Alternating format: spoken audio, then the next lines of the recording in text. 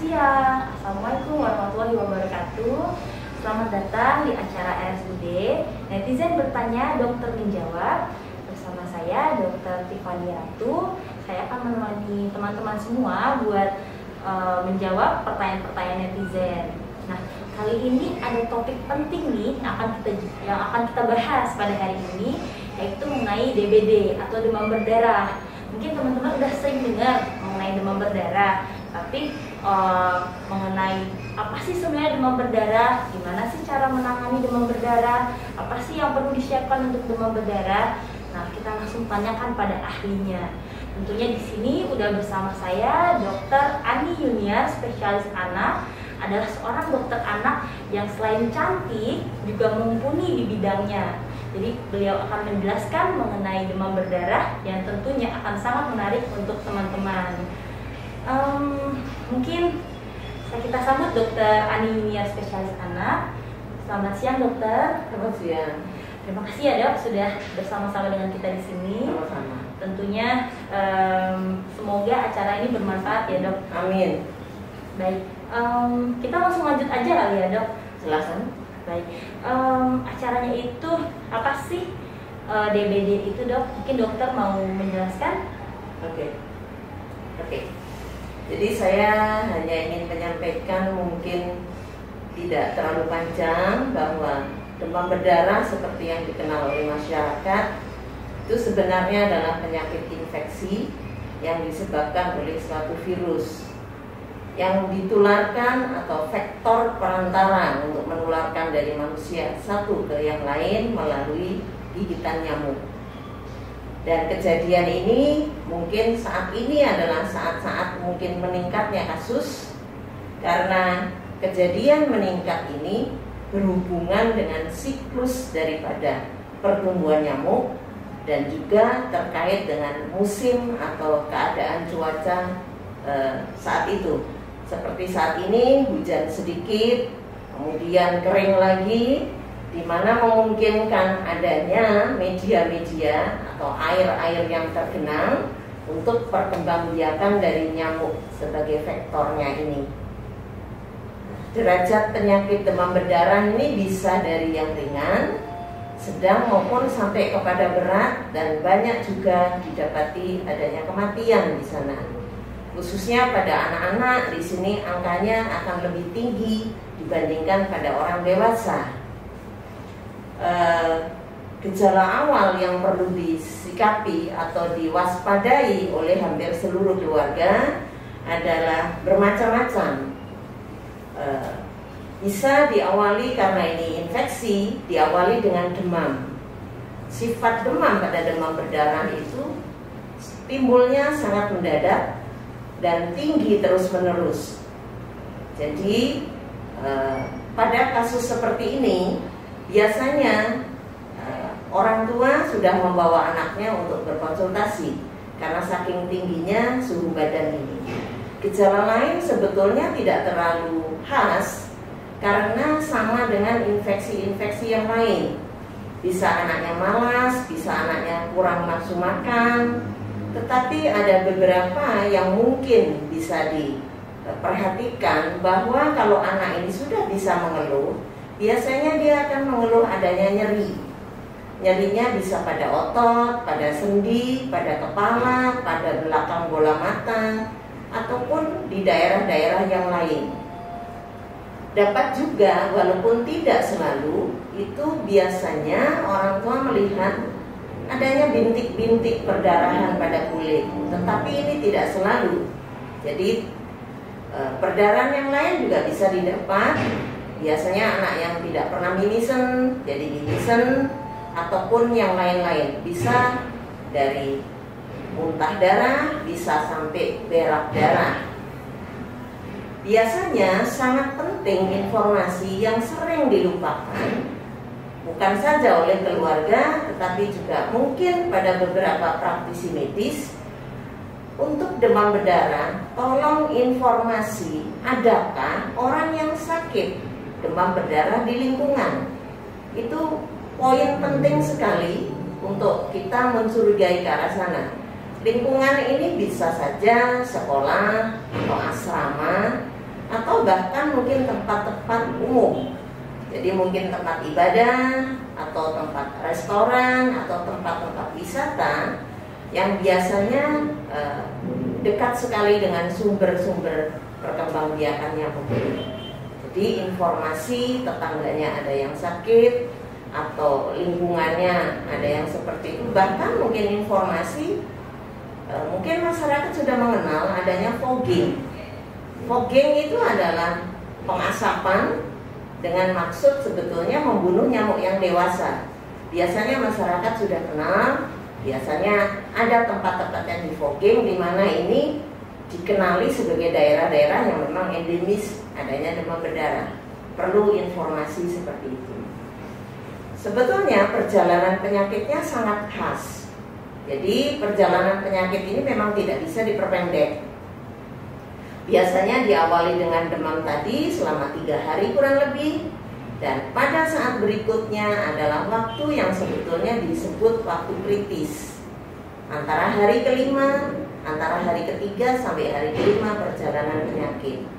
Dan ini seringkali disikapi oleh keluarga sebagai sembuh, karena yang tadinya mengeluh demam menjadi demamnya turun, sehingga menjadi kurang waspada di sini. Justru pada saat inilah saat-saat terjadinya bisa ada kedaruratan pada pasien ini. Jadi tolong disikapi pada hari dia demamnya turun, tetapi keadaannya tidak membaik. Mungkin saja ada muntah-muntah yang hebat, mungkin saja dia ada keluhan lain, nyeri perut yang hebat kalau anak sudah bisa mengeluhkan. Bisa juga di sini adalah anaknya mau tidur terus, jadi kelihatan oleh orang tuanya seperti tidur terus, padahal sebetulnya anak ini mungkin kesadarannya menurun, badannya dingin semua, jadi lebih dingin daripada orang normal. Jadi pada keadaan-keadaan seperti ini, tolong disikapi bahwa ini adalah kedaruratan dan segera harus minta pertolongan kepada rumah sakit. Jadi ini kita sebut dengan warning sign, jadi adalah alarm, tanda-tanda perburukan pada perjalanan penyakit ini, dan supaya masyarakat juga sudah mengenal sehingga mempercepat pasien dibawa ke rumah sakit dan mendapatkan pertolongan. Pada umumnya kematian itu karena terlambatnya mendapatkan pertolongan di kasus ini.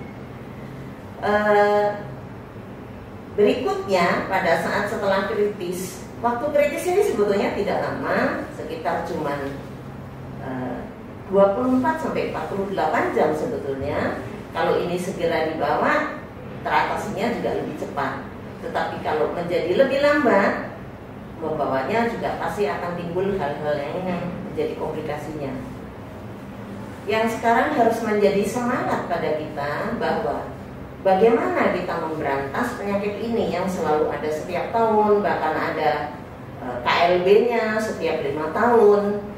Ini tidak cukup hanya dengan perbaikan higiene masing-masing perorangan, karena perbaikan itu harus kerjasama dengan lingkungan. Jadi karena tidak mungkin rumahnya bagus tetapi tetangganya di sana ada genangan air, juga pasti punya dampak. Karena nyamuk ini bisa terbang dengan jarak sekitar 200 meter. Jadi harus lingkungan. Jadi siapa yang bertanggung jawab terhadap lingkungan? Yang seringkali lolos adalah bukan rumah-rumah yang sudah mempunyai penghuni, yang pasti penghuninya akan memperbaiki higienanya, tetapi fasilitas-fasilitas umum yang tidak ada yang bertanggung jawab. Itu tadi seperti taman-taman, tempat-tempat umum, seperti yang seperti itu. Mungkin sudah ada di beberapa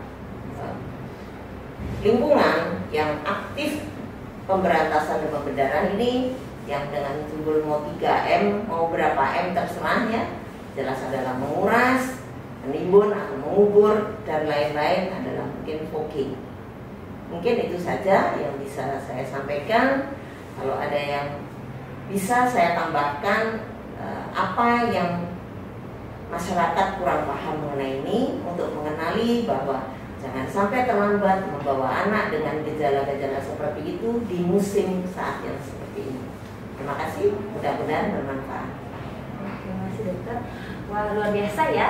Ternyata penjelasannya sangat singkat, padat, tapi sangat jelas, gitu ya. Jadi ternyata demam berdarah ini nggak harus demam aja gitu ya dok. Betul. Mungkin ada tanda-tanda lain yang harus diwaspadai. Ya. Oke, jadi ini mungkin supaya netizen yang nonton lebih waspada gitu ya dok. Ya. Jadi apalagi kalau misalnya anaknya demamnya turun, Betul. ternyata dianggapnya dianggap sembuh, ternyata itu malah perburukan ya dok ya. Malah berbahaya tuh teman-teman, harus dicatat tuh apa yang dijelasin oleh dokter Ani.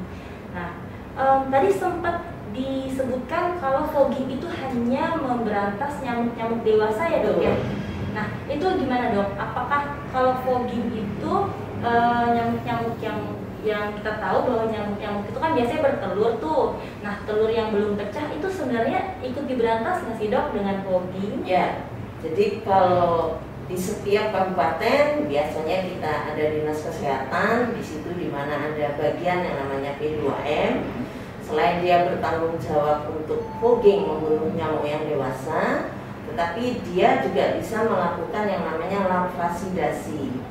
Jadi larvasidasi itu yang dibunuh adalah masih jentiknya. Jadi biasanya dia diselokan-selokan juga dilakukan seperti itu dari dinas kesehatan. Oh gitu. Jadi ingat tuh dicatat namanya larvasidasi teman-teman. Nah tadi juga dokter Ani sempat menyebutkan bahwa kalau anaknya mengantuk-ngantuk itu termasuk tanda-tanda bahaya ya dok ya. Jadi kalau anaknya ngantuk jangan dibiarkan tidur ya dok ya. Jadi harus cari pertolongan ya dok ya. Oke, kalau misalnya butuh pertolongan bisa ke RSUD. Nanti ketemunya sama dokter Ani. Dokter Tiffany dulu kayaknya. Dokter Tiffany dulu ya dok kalau joget gitu. Nanti di ruangan baru dokter Ani ya dok. Kan tadi udah dilihat tuh gimana sih dokter Ani menjelaskan, luar biasa. Beliau ini termasuk dokter yang sangat baik gitu di bidangnya. Nah, mungkin dok kita balik lagi ke topik yang tadi ya dok ya.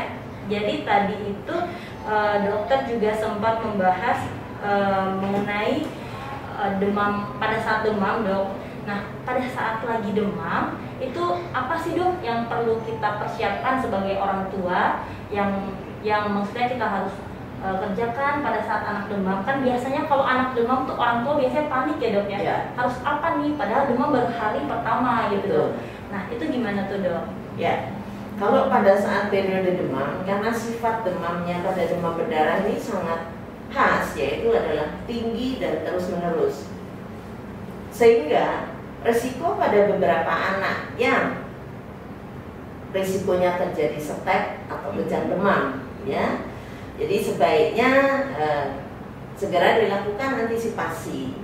Yang kedua juga pada saat demam pasti kebutuhan cairannya akan lebih daripada biasa. Jadi selain ada upaya-upaya mungkin dikompres, tetapi minumnya harus lebih banyak daripada biasa. Cara mengontrol bahwa anak ini tidak kekurangan cairan adalah paling mudah dengan melihat pipisnya saja ya. Jadi apakah dia sering buang air kecil seperti biasa atau sudah mulai jarang. Jadi disitulah letak antisipasi yang bisa dilakukan sebelum mencari pertolongan kepada fasilitas pelayanan kesehatan. Jadi hanya dari pipis aja itu ternyata penting ya dok? Penting sekali. Sebuah informasi yang cukup penting untuk menilai apakah anak itu udah mulai perburukan atau enggak gitu ya dok. Oke, luar biasa ya. Ini dok sebenarnya udah ada beberapa netizen nih dok yang sangat antusias untuk bertanya mengenai topik ini. Yang pertama itu Assalamualaikum dok, izin bertanya bagaimana membedakan anak panas karena terkena DBD dengan anak panas karena biasa gitu dok. Mungkin silakan dokter Andi. Ya, oke. Jadi kalau anak panas itu mungkin ibu-ibu sudah terbiasa mempunyai termometer di rumah. Yang disebut dengan demam bukan diraba oleh tangan, tetapi harus dipastikan bahwa memang demam. Yang disebut demam harus suhu termometernya yang diukur di ketiak itu di atas 37,5 derajat Celcius. Lalu adakah keluhan-keluhan lain yang mengiringi demam? Karena secara normal itu anak yang sehat tidak akan demam. Tetapi pada umumnya demam memang karena penyakit infeksi. Sedangkan infeksi bisa menyerang kepada seluruh tubuh, dari mulai atas kepala sampai ke kaki. Bagaimana kita bisa memikirkan bahwa mungkin demamnya ini demam berdarah atau bukan, atau demam infeksi yang lain? Kalau memang demamnya sangat tinggi dan anak ini punya risiko untuk terjadi kejang, sebaiknya ibu-ibu tidak usah mengobati sendiri. Sebaiknya segera dibawa saja kalau demamnya memang sangat tinggi. Kalau demamnya misalnya tidak terlalu tinggi, anaknya masih aktif, bisa minum dengan baik, mungkin bisa menunggu waktu, ibu bisa memberikan penurun panas yang biasa ibu-ibu berikan, apapun itu. Pada umumnya ibu-ibu sudah punya persediaan mau paracetamol, apapun di rumah silahkan saja. Tetapi bagaimana membedakan bahwa panas ini karena demam berdarah atau demam yang lain, infeksi yang lain? Pasti ada keluhan tambahan atau keluhan-keluhan lain. Ya, biasanya kalau pada demam berdarah seperti yang saya tadi sampaikan di sekilas info, sangat penting menyampaikan bahwa ada informasi tetangga atau lingkungan ada yang sakit seperti ini. Yang kedua, ada pernah di sini dilakukan upaya fogging, itu antisipasi. Berikutnya adalah keluhan yang tadi. Kalau anaknya bisa ditanya, keluhannya adalah yang menonjol biasanya nyeri kepala. Biasanya anak yang sudah agak besar sudah bisa, bahkan anak yang tidak bisa nyeri kepala bisa menunjuk mana yang sakit, bisa ditunjuk. Anak-anak kalau ketemu dokter anak, mana yang sakit, dia tidak bisa cerita, tapi dia bisa menunjuk organ mana yang dia sakit, ya. Jadi saya punya pasien begitu. Jadi bisa menunjuk di sini lokasi sakitnya. Sakit ini bisa terjadi di semua, bahkan mungkin ada yang bisa diperhatikan adalah adanya bintik-bintik perdarahan, walaupun tidak selalu ada. Jadi karena namanya demam berdarah, jangan dikira kalau belum berdarah bukan demam berdarah. Karena kadang-kadang berdarah itu tidak diketahui oleh bapak ibunya, tetapi diketahui oleh dokter karena perdarahannya ada di dalam bukan di luar, ya. Jadi tidak selalu harus ada bintik perdarahan, tetapi kalau ada kemungkinan besar itu, ya. Apalagi kalau anaknya misalnya gejala awalnya selain demam tadi sudah ada muntah-muntah, udah ada nyeri perut, udah ada cerita info lingkungannya sakit. Menurut saya demam berdarah memang untuk tahap pertama memang tidak bisa dilakukan pengobatannya di rumah. Harus tetap minta pertolongan pada pelayanan kesehatan. Berarti kuncinya sih harus tetap minta pertolongan pada pelayanan kesehatan ya, supaya jangan sampai terlambat pertolongannya. Betul. Ya dok. Oke. Ternyata demam berdarah itu bisa semengerikan itu ya dok ya. Betul sekali. Ini kemudian ada lagi nih dok, pertanyaan dari netizen, itu bagaimana mengenali, oh ini mungkin tadi udah ya dok ya, tinggal adakah fase kritis pada anak yang terkena demam berdarah dok? Oke, jadi fase kritis ini saya ingatkan kembali kepada ibu-ibu atau keluarga yang merawat anak ini, pastikan anak ini mulai demam kapan. Jadi seringkali ibu-ibu tuh lupa, kalau ditanya oleh dokter pun ya sudah 2 hari, sudah 3 hari, tetapi kapannya lupa. Tolong diingat pada saat anak mulai sakit itu harus disebutkan dengan jelas, ya. Jadi kalau dia mulainya Selasa malam ya bilangnya Selasa malam, jangan bilang sudah 2 hari atau sudah 3 hari. Karena fase kritis pada penyakit ini seperti yang saya sampaikan tadi adalah hari ketiga sampai hari kelima pada umumnya. Jadi kita lepas 1 hari saja informasinya bisa salah, ya. Seringkali yang saya tanya kepada ibu, biasanya saya tanya, ibu anaknya panas mulai kapan? Oke, misalnya ini sekarang hari Kamis, 2 hari yang lalu, berarti pengertiannya kan hari Selasa. Tetapi saya masih bertanya lagi, Bu, hari Senin anaknya masih sehat apa tidak? Dengan maksud bahwa saya ingin tahu betul-betul bahwa hari Senin itu belum sakit. Ternyata ibunya informasinya karena anaknya sudah sekolah, iya dok, Senin sudah tidak sekolah. Nah, berarti sakitnya bukan Selasa. Jadi harinya adalah Senin, sehingga waktu yang berbahaya untuk dia adalah jatuhnya di hari Rabu sudah mulai berbahaya. Nah, disitulah perlunya kita betul-betul menentukan, karena perjalanan penyakit demam berdarah ini khas sekali. Ya cuman itu, variabilitasnya ya cuman itu saja, dan selesainya tidak bisa diperpendek. Jadi tetap jatuhnya di waktu-waktu itu dan bisa kita kenali. Ya, mungkin. Oh, iya. Jadi kalau dokter anak tuh nanya hari apa demamnya, jam berapa demamnya, bukan karena kepo ya dok? Iya, betul. Untuk penegakan diagnosa. Saya sering sampaikan pada ibunya, ya ibu bapak maaf, bukan saya kepo nanya ya. Jadi karena supaya apa? Supaya menentukan sakit kepada pasien itu benar-benar apa adanya. Oke, itu dia ya. Sangat penting untuk mencari hal-hal detail, karena ternyata berpengaruh pada diagnosa, pada terapi, pada bagaimana sih kapan kita harus waspada, kapan mulai perburukan atau mencapai hari-hari kritis pada anak itu ya. Dan ini agak sulit untuk anak-anak yang tinggalnya di asrama, misalnya di pesantren ya, atau di tempat-tempat tertentu di mana tidak tinggal bersama orang tuanya. Terkadang kita sulit untuk menanyakan kepada siapa yang paling tahu ini sakit. Jadi mungkin bagi anak-anak yang tinggal di asrama atau di pesantren, mungkin harus ada pihak-pihak yang mengetahui bahwa anak ini bukan sakitnya sudah parah, tetapi mulainya sakit itu harus tahu. Ya, ini tantangan tersendiri ya. Betul. Oke, mungkin kita lanjut ke pertanyaan selanjutnya ya dok. Silakan. Pertanyaan selanjutnya itu, izin bertanya dok, bila anak sudah terkena DHF, apakah bisa terkena lagi? Wah, ini menarik sekali nih teman-teman. Silakan dokter. Kayaknya dokter Tiffany juga bisa jawab yang ini ya. Jadi demam berdarah itu memang penyebabnya adalah virus, tetapi virusnya macam-macam. Ada tidak satu jenis saja ya. Jadi virus yang bermacam-macam ini menimbulkan perbedaan tertentu. Jadi kalau dia sudah pernah terkena demam berdarah tetapi dengan satu jenis virus tertentu, dia hanya punya kekebalan untuk virus itu saja. Tetapi virus yang lain masih bisa menyerang dia kembali. Jadi demam berdarah yang saat ini mungkin virus yang A, ternyata mungkin lain kali dia terserang oleh virus yang B, itu dia masih bisa terkena. Jadi tidak ada perlindungan mengenai virus-virus yang ada, dan itu jumlahnya tidak sedikit.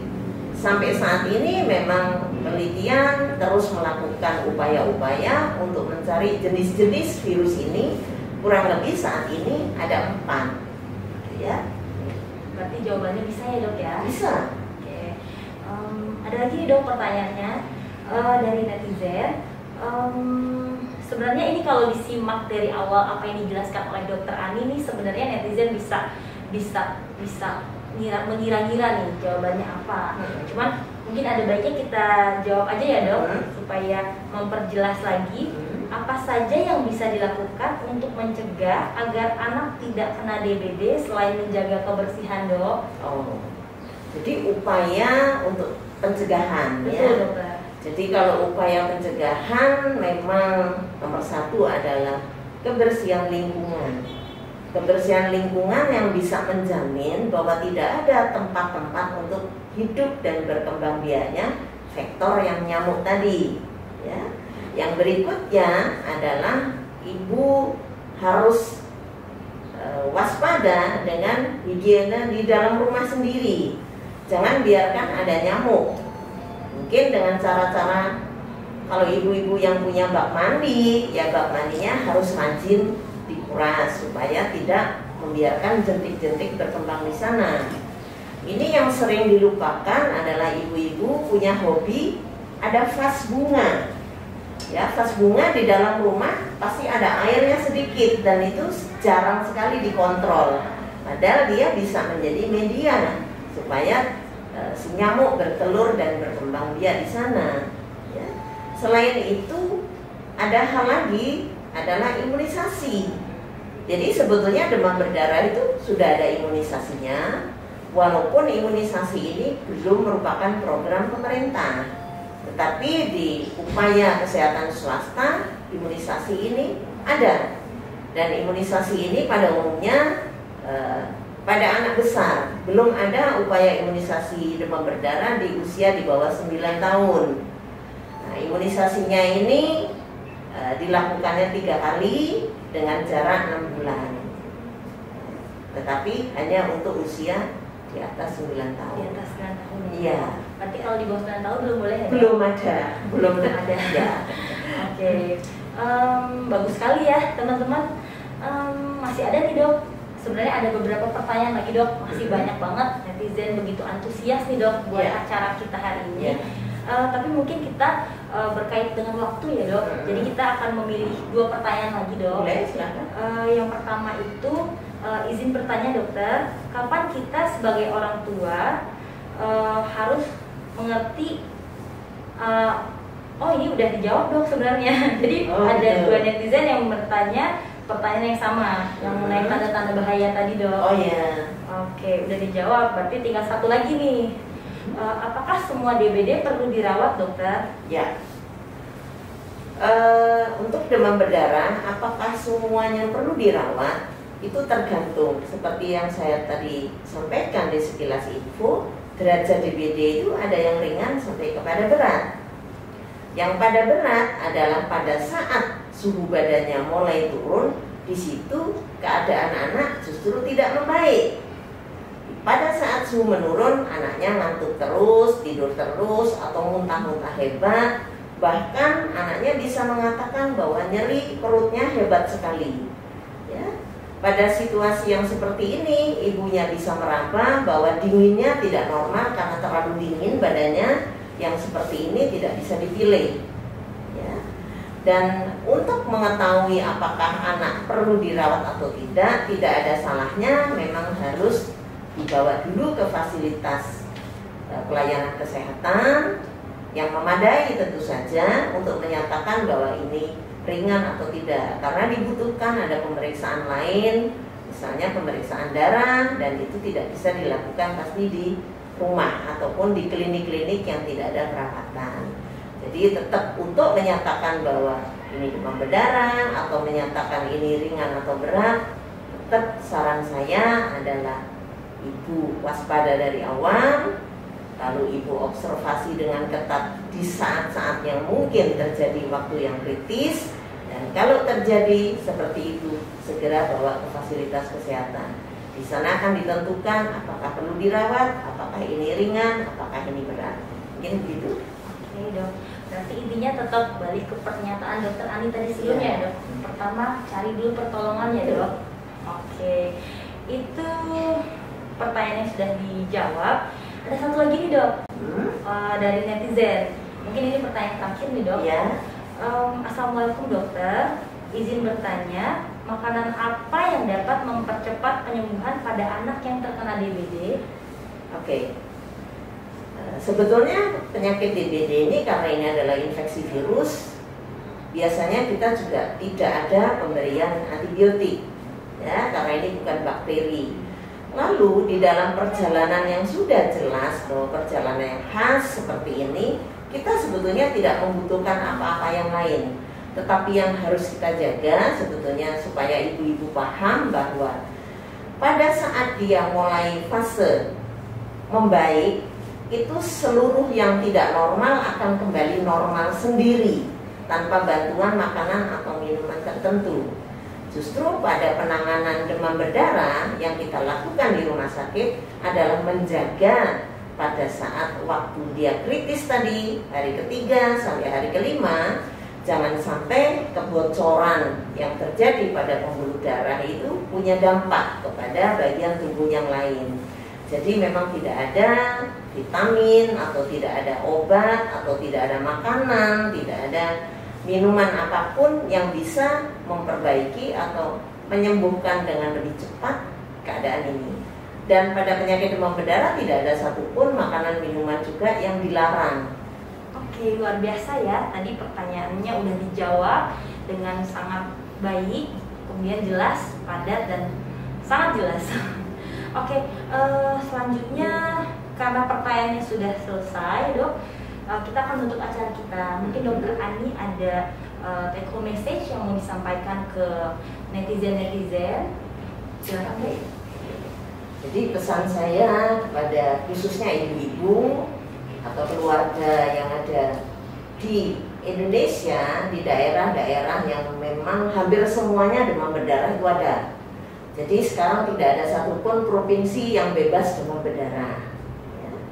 Jadi yang harus dikenali oleh keluarga adalah bagaimana demam berdarah itu bisa menyerang seorang anak.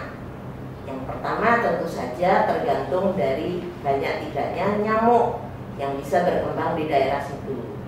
Jadi tolong ibu-ibu aktifkan lingkungan, bahwa tempat-tempat walaupun perumahan, rumah-rumah sudah diurus oleh ibu-ibu, tetapi fasilitas publiknya itu mungkin lepas dari kontrol. Mungkin taman-tamannya, mungkin tempat-tempat tertentu, ibu-ibu yang hobi bunga, pot-pot atau vas-vasnya, tolong dilihat, jangan biarkan jentik-jentik ada di sana.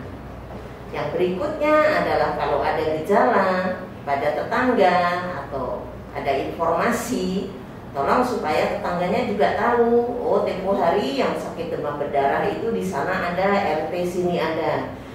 Dan biasanya kalau pada saat pasien itu memang dirawat di rumah sakit, sering saya berpesan pada saat pasien pulang, kalau memang demam berdarah saya bawain surat untuk lapor ke RT RW setempat, sehingga semua ibu-ibu yang ada di wilayah situ tahu bahwa memang sudah pernah ada kasus di sana.